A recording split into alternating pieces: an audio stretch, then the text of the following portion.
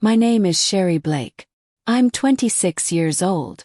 And this is the story of how I nearly died alone in a hospital bed while my family drank cocktails in Hawaii with my money, and what happened when I finally stopped being their personal ATM. It started with a cough. Nothing major. I brushed it off for days, maybe even weeks. After all, I had projects to deliver, clients to manage, systems to secure. I was a cybersecurity analyst for a financial tech firm in San Diego, responsible for patching vulnerabilities in systems most people didn't even know could be hacked. I loved my job. It was demanding, intense, but I thrived in that pressure. At home, though, things were different. I was the only one working. Not just for me, but for everyone. My dad, Rick, hadn't held a job since a failed real estate investment drained his retirement savings. My mom, Karen, called herself a retired life coach, which really meant she spent her days watching Bravo marathons and playing online Sudoku. And my younger sister, Savannah. She dropped out of community college to build her brand, which, in real terms, meant posting bikini pics on Instagram while I paid her rent and funded her TikTok career development. But I told myself it was okay. That family meant sacrifice. That love meant saying yes. Paid the mortgage. I paid for Savannah's camera gear and her influencer course. I sent money for Mom's confidence-boosting post-menopause surgery. $15,000 for implants. I told myself it was temporary. That someday when things stabilized they'd help me back. But they never did. They never even said thank you. Still I worked. 12-hour days. No weekends off. No new clothes for myself in 2 years. No vacations. I kept my head down, pushing forward, until the day I collapsed in the office bathroom, my forehead cracking against the tiles on the way down. The diagnosis: sepsis. I was rushed to the ICU, barely breathing. The doctor said if I'd waited even another 6 hours, I might have gone into full organ failure. I remember the beeping of machines, the oxygen mask, the light too bright to look into. And I remember being alone. At first, I thought my family hadn't been notified. That surely, when they found out they'd come. But when I reached for my phone and opened Instagram, I realized the truth. Savannah was on a yacht. A red bikini, cocktail in hand. Eyes closed like she'd never known a problem in her life. The caption said, "Some of us know how to live." My mother was at a seafood restaurant, holding up a lobster tail with her freshly manicured fingers, captioned, "Best trip ever. No drama, no guilt." My dad, smiling on a golf course. Finally, peace. I was in the ICU, tubes in my arms, fighting to stay alive. And the 3 people I had sacrificed everything for were living their best lives. My dime. Not a single message. No call. No "Are you okay?" When I finally texted the family group chat, the reply came from Mom.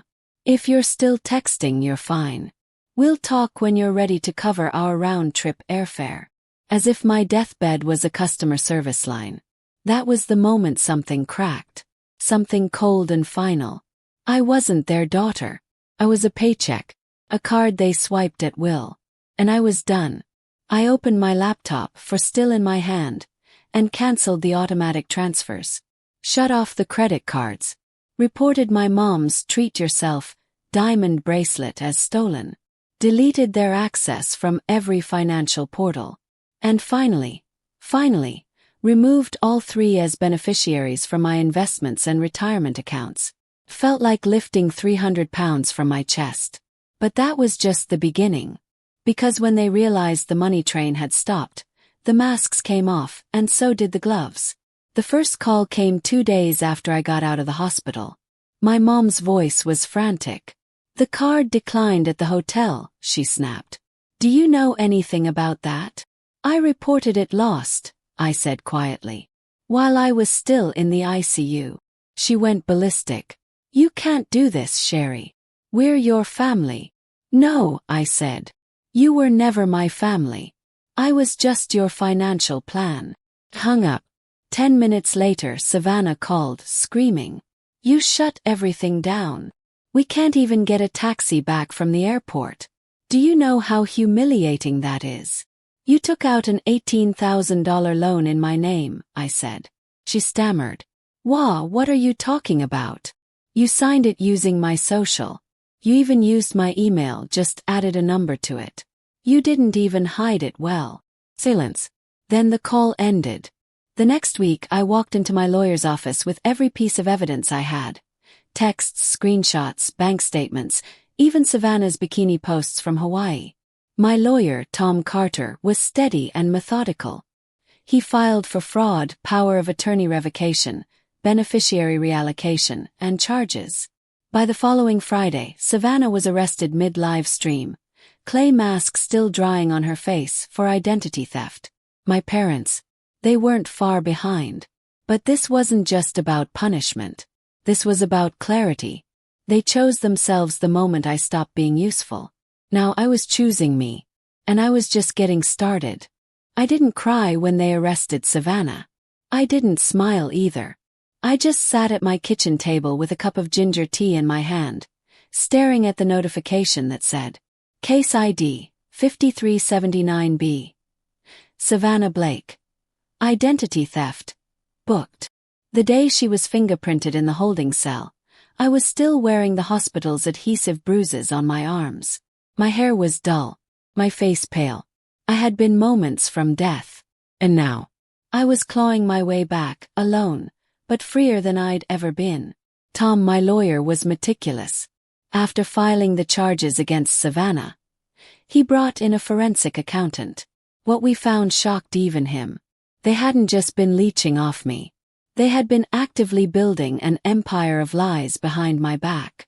An old $40,000 loan taken out in my name. Filed at a branch 5 blocks from my childhood home. Forged signature. Incorrect contact info. The trail led straight to my father. When I confronted him via text, he didn't deny it. His only reply was, I was trying to recover our legacy. As if my social security number was some family heirloom, he could just pawn off for a second chance at a dream that had already gone up in flames. I should have been angry. I should have screamed. But I didn't. I sat in silence. 'Cause now I understood. They didn't just fail to love me. They saw me as property. That night I got another knock on the door. I had just finished steaming a bowl of jasmine rice and vegetables when the bell rang. I peeked through the peephole, and there they were. My mother, in a knit coat that looked 2 decades too old. Savannah, looking thinner than before. Her hair tangled into a makeshift ponytail. And my father, silent, shoulders hunched, avoiding the doorbell camera. I pressed the intercom. Sherry, Mom said. Please let us in. We just need a few minutes to explain. I didn't say anything at first. I could hear her breath hitch on the other end. Savannah's voice followed, sharp and bitter. You can't just ignore your own blood. You've already said everything, I replied. There's nothing left. You're making a mistake, my mother cried. You can't erase family over a few misunderstandings. Misunderstandings. My voice dropped. You stole my name. You let me nearly die alone. And I ended the call. They stood out there for another 15 minutes, ringing and pacing before I called building security. I watched as they were escorted off the property, my mom flailing with some final cry that was too muffled to hear clearly. 3 days later, Savannah posted a video online. She was in a gray hoodie, sitting in front of a mug, her makeup minimal, face downcast like she was auditioning for a tragic documentary. My sister, Sherry Blake, she began, was once our rock. But after one hospital stay, she's changed. She's cold, paranoid. She cut all contact, took us to court. She's destroying this family. I should have known it was coming. But what she didn't expect was the world's response. People weren't buying it anymore. Not after everything I had already shared. Discreetly, respectfully, but truthfully. Under Savannah's video, the comments started pouring in. I worked with Sherry for 2 years. She once gave up her entire weekend to save our network during a data breach. This video screams emotional manipulation. Classic narcissistic family behavior. Savannah. You danced on a yacht while your sister was in the ICU.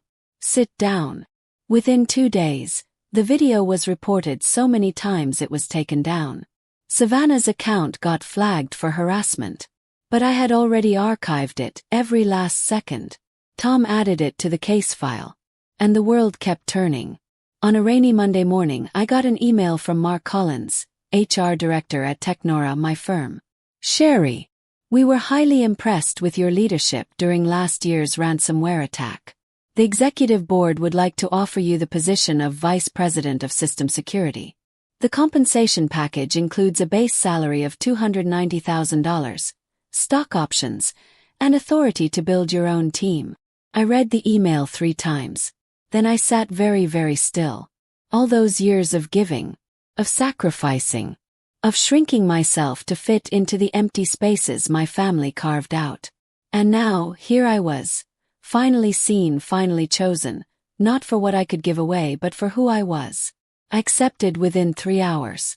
3 weeks later, I stood in a high-rise office overlooking San Diego's waterfront.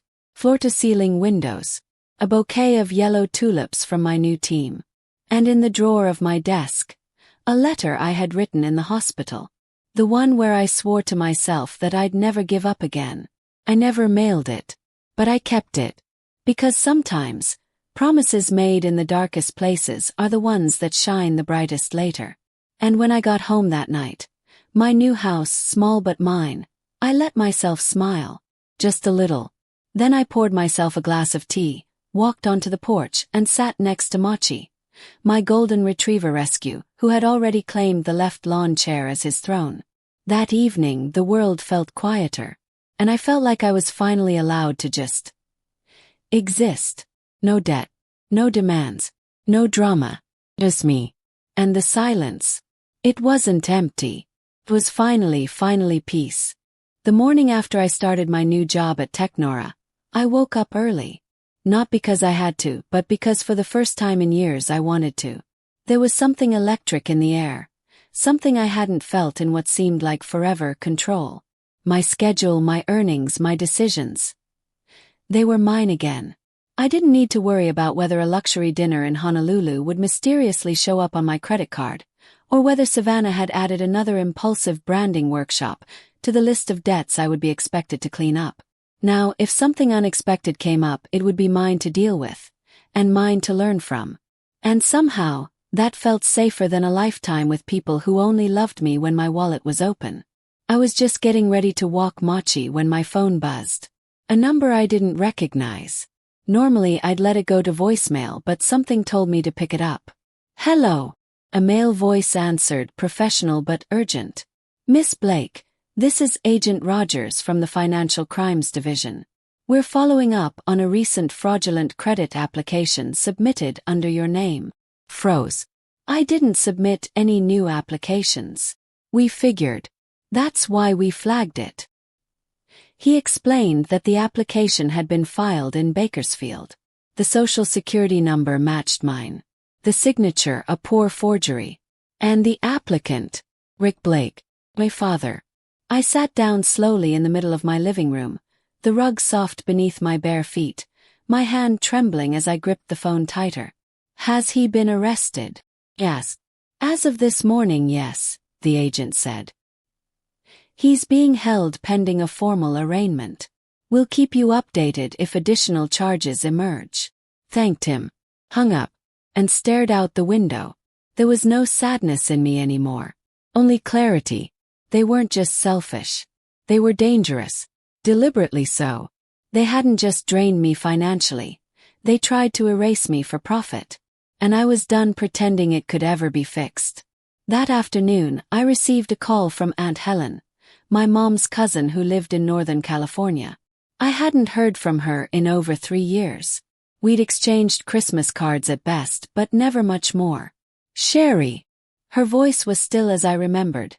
Deep, slow, like the calm that came before a storm. I wasn't sure if I should call you, but I think you should know.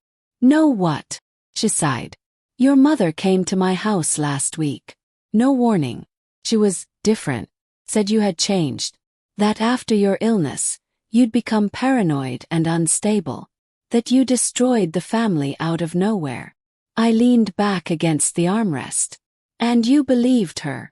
Helen didn't answer right away. Not exactly. I listened. But I've also seen the news. Case filings. The court order.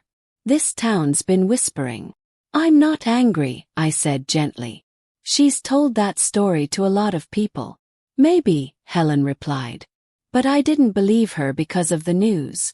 I didn't believe her because I remember who you were at 12, helping my son set up his email account. At 17, when you helped me draft a resume for the first job I had since divorce. You always showed up. Even when no one showed up for you. That silence hit hard. I wasn't used to people remembering me like that. On their own terms, not mine. After the call, I stood in my kitchen with the fridge door open, searching for nothing in particular, just needing a minute to let it all settle. And that's when I remembered something my therapist once told me, back when I could barely afford 3 sessions. Sometimes when a drowning person sees a lifeboat, they don't swim toward it. They pull it under too. I had been that lifeboat. And they tried to sink me. But I had learned to float again. And now I was finally sailing toward something of my own. A few weeks later, on a warm spring evening, Tom, my lawyer, showed up on my porch with a bottle of red wine and a loaf of crusty bread from a local bakery. He wasn't there for legal business. Not anymore. He was just there. We didn't talk about the case or the court or my family. We talked about favorite books, ridiculous childhood stories, and what kind of dog Machi might have been in a past life. He thought Machi was probably a judge. I said a poet. We laughed and didn't need to be careful about it. That night, as I rested my head against his shoulder, he whispered, "You know you deserve all of this, right?" And for the first time in a long, long while, I nodded. I think I'm finally starting to believe that. 'Cause I was. For real this time. Later that week, I got word through mutual contacts that Savannah's social media accounts had been permanently banned. The slander, the manipulative video, the carefully curated captions about family betrayal, all flagged for harassment. Her old fans turned on her. Some of the same ones she thought would rush to defend her were now questioning everything. But Savannah didn't stop. Not really. I found out she and my mother had launched a GoFundMe campaign titled, "Help Our Daughter Heal from Mental Illness, Bring Our Family Back Together." The photo was cropped from my old graduation picture. The description said I had suffered a psychotic break and cut off contact due to imaginary persecution, that my mental instability had left them homeless and broken. Within 12 hours, the page was flooded with comments, but not the kind they expected. I worked with Sherry for 4 years. She's the most grounded, intelligent person I've ever met. This is disgusting. They left her alone in the ICU and now want money. Who's sick here, really? Take this scam down. This woman deserves peace. They deleted the campaign on the second day. But not before I archived every word and handed it to Tom. Just in case. Because the next time they tried to rewrite history, I'd be ready. I wasn't playing defense anymore. I was done surviving. Now I was building. It's funny how a person can feel more whole in silence than they ever did surrounded by voices that called themselves family. After everything, the hospital, the arrests, the courtroom, the betrayals, I found myself enjoying things I never thought I'd care about. Watching Machi try to chase butterflies in the backyard, baking a pie just to see if I could, discovering the sound my porch made when it rained. These were small things. Ordinary. But they were mine. For a while I stopped hearing from them. No more texts, no more attempts to guilt-trip me or scream through voicemails. It was like they had finally accepted it was over. Until the phone call came. "Miss Jenna Blake?" the man asked. Tensed. No one had used my full name in weeks. "Yes." "Who is this?" "This is Officer Langston with the District Attorney's Office. I'm following up regarding the fraudulent credit application filed last week under your name. We've confirmed it was submitted at a Bakersfield bank branch." I gripped the edge of the counter. I already knew what he was going to say. I could feel it in the pit of my stomach. "We verified the applicant used your social security number and signature. And surveillance footage confirms the applicant as Rick Blake. My father." Again. My voice was a whisper. "He did it again. I'm afraid so, the officer said. He's currently in custody. Bail has been denied due to the ongoing financial fraud case. I thanked him and hung up. I didn't cry. I didn't shake. But I did walk out to the backyard with a vase full of white chrysanthemums and began trimming the stems slowly, deliberately. That same afternoon I got a call from Aunt Helen again. Her voice was shaky. I wasn't going to call. I told myself it wasn't my place. But what? Your mother came here again. No warning. Just showed up. Pause. What did she say this time? She sat at my table for 3 hours.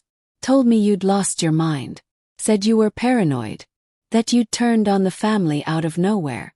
That you were a danger to yourself. I held the vase tighter. I listened, Aunt Helen continued. But I didn't believe her. Sherry, everyone knows. Everyone's seen what they did. I let out a breath. Thank you. That's all I needed. You don't owe them anything, she said gently. The truth is already out there. You're free. Let yourself stay that way. After we hung up, I sat in silence again. But this time it wasn't empty silence. It was purposeful. And it made space for something I never thought I'd feel again. Oh, a few days later, something happened I never expected. Tom showed up with pizza and a bottle of wine. We sat on the porch as usual. The sun was setting, the sky melting into shades of pink and gold. And out of nowhere, as I reached for another slice, he said, I know this might sound ridiculous after all the courtrooms and chaos, but I've never met anyone who makes me feel more at peace. I looked at him, stunned. He continued, his eyes gentle. You don't have to say anything. I just needed you to know. Whatever you've been through, whatever you're still healing from, I'm not here because you're strong. I'm here because you're real. I blinked, and for once, I didn't deflect. I used to think the only way people would stay is if I gave them everything, I whispered. But you're here and I haven't had to give you anything except the truth. And that's all I've ever wanted, he said. That night, I didn't feel like a survivor. I felt like someone beginning again. And for the first time, I believed I might be capable of love that didn't hurt. Weeks passed. The lawsuit against Savannah moved forward. She had been officially charged with identity theft, financial fraud, and misuse of funds. Her lawyer tried to claim she was young and misguided. But the judge wasn't buying it, especially not after seeing the screenshot of her ICU message. Maybe dying will finally make you interesting. The judge paused after reading that one. Savannah kept her head down, pretending to cry. Didn't work. Her community service sentence was severe. Her digital footprint forever tainted. Mom tried to help her by launching a second GoFundMe, this time under a different name. But within 24 hours it was exposed, flooded with comments, and deleted again. I thought that would be the last of it. Until I saw her, my mother, in the grocery store. It was a quiet Sunday. I was in the frozen aisle, picking up a bag of Machi's favorite kibble. And then, from the corner of my eye, I saw her. Hair unkempt, gray roots showing. Oversized coat slipping off one shoulder. Holding a coupon sheet like it was a lifeline. She turned and our eyes met. For a split second the world froze. She walked toward me. Slowly. Her steps small. Her voice trembling. Sherry, she said almost reverently. You look healthy. I'm fine, I answered. She looked down. Then up again. I know we're nothing to each other now. But I need to say something. Just one thing. Waited. I know, she whispered. We lost the best thing that ever happened to this family. I didn't reply. Because it wasn't about what they lost. It was about what I gained. And as I turned and walked away, I realized something powerful. Forgiveness wasn't about them. It wasn't about forgetting. It was about finally being able to leave the store, go home, and not carry them with me anymore. Tom proposed on a Tuesday. There was no candlelight, no grand spectacle. Just him, me, a half-eaten box of pizza, and Machi snoozing beside our feet on the porch. I don't need a big ceremony, he said. looking at me with the same steady eyes that had seen me through the worst chapters of my life. "I just want to call you home. So, will you?" I didn't even let him finish the sentence before I kissed him. Because the answer was yes. Had always been yes. I used to think love was something you had to earn by suffering. That you had to give up your body, your time, your peace, your dignity just to be worthy of crumbs. But now, here was someone who saw my strength not in what I gave, but in what I chose to keep. We didn't invite my family to the wedding. No one asked why. Because everyone who was there already knew. The guest list was short. Only 18 people. 2 former co-workers who brought me soup when I was in the hospital. The ICU nurse who held my hand during the darkest night. Luna, my investment advisor. And Carol, Tom's mother. The kind of woman who made me tea the moment I walked into her house and insisted I take home leftovers. Just in case. I wore a simple white dress. No veil, no diamonds, no drama. My bouquet was a mix of wild daisies and lavender. Flowers I arranged myself that morning while humming to soft music in the kitchen. Tom wore a light gray suit and a look on his face that made me feel, for the first time in my life, truly safe. When the officiant said, "You may now kiss your wife," what I saw in his eyes wasn't pride. It was trust. And that was everything. After the ceremony, Carol and I sat on a bench under the string lights, sipping lemonade. She reached out and gently smoothed a curl from my face, her touch feather-light but warm. "You know," she said softly, "some people give birth to children but never become parents. That's not your fault." Tears welled in my eyes. But I didn't cry. Not because I was holding it in. But because for once, I didn't need to cry to be heard. I'd spent so long proving my pain was real that I forgot peace didn't need to be loud.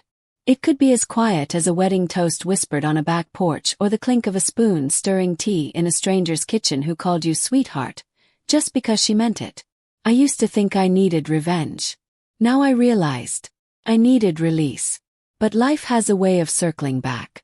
About 3 weeks after the wedding, I was standing in the checkout line at a small hardware store, picking up paint samples for the guest room. My phone buzzed. Call from an unknown number. I answered without thinking. "Miss Blake," the man on the line said. "This is Investigator Myers from the Identity Fraud Division. We need to verify some details related to a credit application filed under your name last week." My stomach turned. Again. "I didn't submit anything," I replied firmly. "That's why we're calling," he said. "The application was filed at a regional branch in Pasadena. Signature and social security number match your file. But it appears to be fraudulent. Do you know who filed it?" "Yes," he said. "Rick Blake. Your father." He wasn't done. "We've sent the file to the district attorney. As of this morning, Rick Blake has been taken into custody for first-degree identity fraud and misuse of personal information." There was a long silence. "Miss Blake, are you all right?" "Yes," I finally said. "I'm all right. Thank you for letting me know." I hung up and stood there in the middle of the store, sunlight coming in through the windows, the smell of sawdust in the air, my fingers wrapped around a paint swatch labeled "Cloud's Breath." How fitting. Because that's what it felt like. A breath of clarity through a storm that had finally passed. That night, I didn't say anything to Tom at first. We had dinner, took Machi for a walk, then curled up on the porch swing with a blanket. After a while I told him everything. He listened, quiet and shaken. When I finished, he reached for my hand and said, "You know, this story used to be about what they took from you." I looked at him. "But now," he said, squeezing my fingers, "it's about everything you've built without them." And he was right. Because by now, my life wasn't made of what I'd lost. It was built from what I refused to surrender. Dignity is love, not things they gave me. Things I found when I finally walked away. Life had become so quiet, I almost forgot what chaos used to sound like. But then, one ordinary afternoon, while trimming lavender in the garden, I got another call. This time, it was from a number I recognized instantly. My former landlord's office, back in the city where my parents still lived. Curious, I answered. "Miss Blake." I'm calling regarding a tenant dispute at your previous address. There seems to be some confusion. We have your name listed as co-signer on a lease application submitted by Karen Blake. Blink. Wait. What? She submitted a rental application last month. Listed you as financial guarantor. We ran a soft credit check.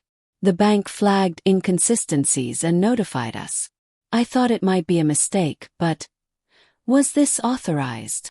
My jaw clenched. Absolutely not. Please remove my name immediately and forward all documents to my attorney. And just like that, I knew it wasn't over.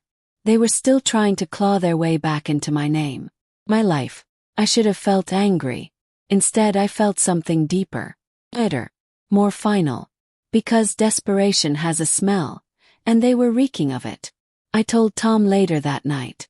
We sat under the stars, a fire crackling in our small backyard pit, and I watched his expression shift from tired to furious. She tried to use your name again. After all that, he muttered. I nodded slowly. He didn't offer comfort this time. He didn't need to. We both understood the pattern. And this time we didn't flinch. The next day, I filed another cease and desist order. Added a new layer of fraud protection on my credit. Changed passwords.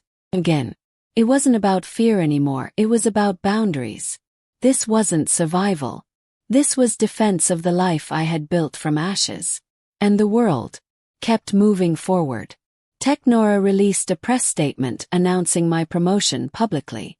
A feature in Cyber Sentinel magazine followed, headlined, "From ICU to Industry Leader. The cybersecurity VP who protected millions, after her family let her almost die." I didn't write the headline. But I didn't deny it either. 'Cause it was true. I had patched systems to stop banks from collapsing, while no one in my own family could be bothered to check if I was breathing. The article went viral. My inbox flooded with messages from strangers, colleagues, even survivors of financial abuse. People who had never seen their pain named in public. People who thought they were alone. And I replied to each one, slowly, carefully, because I wasn't just healing. I was helping others heal. But the best moment came on a rainy Tuesday when I received a handwritten letter in the mail. No return address. Inside, folded carefully in tissue paper, was a copy of my old high school scholarship certificate, one I hadn't seen in years, and a note that read, "You were always meant to shine." Sorry I tried to snuff that out. Someone who finally gets it. I didn't know who sent it. Maybe an old teacher. Maybe Aunt Helen. But it didn't matter. Because the recognition I'd been begging for my entire life from the people closest to me had finally come. Not from them. But from the world I had once been too afraid to share myself with. That night, Tom held me close, whispering, "You're not just surviving, Sherry. You're becoming." And I believed him. Not because I needed to, but because I finally saw it too. It was a Saturday morning. The kind where the sun filters in softly through the curtains, and even the birds outside seemed to sing a little quieter. I was sipping a mug of chamomile tea, barefoot, wearing an old sweatshirt of Tom's when the doorbell rang. I wasn't expecting anyone. Machi barked once, then settled beside the door as I checked the security camera screen. It was my mother, holding a plastic grocery bag and wearing a raincoat 2 sizes too big. Her face pale and lined, eyes hollow. Behind her stood no one. No Savannah. No Rick. Just her. I didn't open the door. I pressed the intercom. "Sherry," she said, her voice almost inaudible, like someone who hadn't spoken in a while. I'm not here to ask for anything. I just wanted to see you." I said nothing. She fidgeted with the bag in her hands, then slowly pulled something out. It was a framed photo of me, 10 years old, my science fair win. The one where I'd built a working volcano and beamed like I'd invented fire itself. "You were brilliant back then," she said. "We knew it. We didn't know how to support you. We only knew how to need you." I remained silent. She looked up into the camera lens, tears brimming. "I know you'll never forgive us. And maybe you shouldn't. But I just wanted to tell you, you were the best thing that ever happened to this family. And we destroyed it. I watched her from the screen. Saw the way her fingers trembled. Saw how much older she looked. How alone. "I'm sorry," she said. Then she placed the photo gently on the doorstep, turned around and walked away. I waited a full 10 minutes before opening the door. The photo frame was light. Probably dug out of some forgotten box in their basement. I looked at my 10-year-old self, beaming, cheeks round, holding that fake volcano like it was the Nobel Prize. I was wearing a sweater Grandma had knit. That was before Savannah called it ugly. Before Mom started asking for spa treatments in the name of confidence. Before Dad lost everything and made me pay for it. Smiled faintly. Then I placed the photo on a shelf in my office, right beside my Cyber Sentinel award. Because I wanted that little girl to see what she'd become. I didn't call my mother. I didn't need to. Some doors stay closed, not out of hatred but out of healing. I had walked through too many others since. That same week, Tom and I finally finished furnishing the guest room. Not because we were expecting anyone, but because hope always needs somewhere to rest.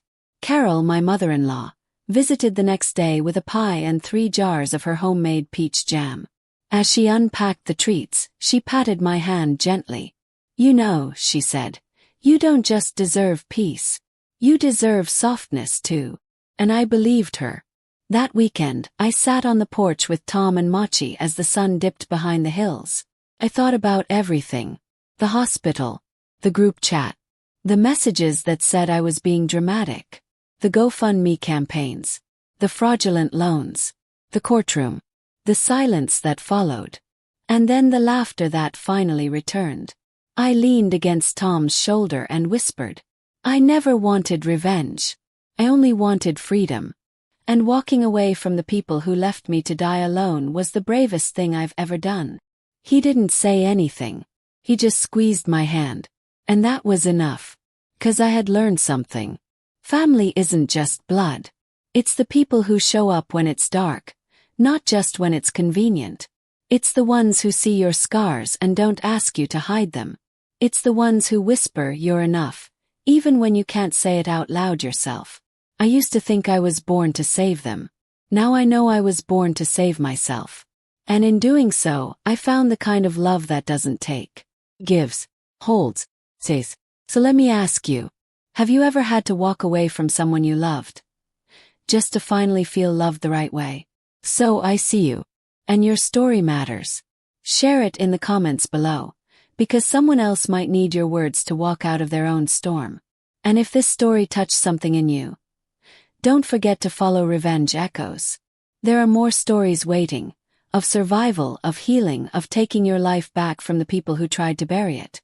Because sometimes, the best revenge is just finally living well. Thank you for listening. I'm Sherry.